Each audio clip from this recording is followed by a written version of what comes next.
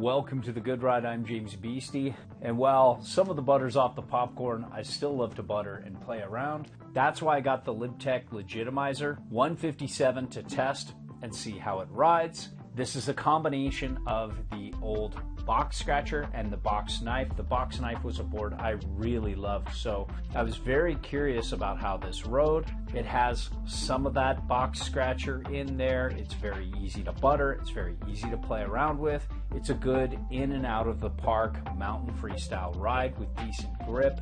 Not the best bass. I didn't like it as much as the old box knife that I really love. And overall, while I did like the old box knife better, if you are more of a box scratcher person and you want that camber of the box knife and a little more playful, wider, stable feel underfoot for the length versus the old box knife, which ran a little narrower, this could work really well for you. It's got good grip and it's a very good all conditions ride.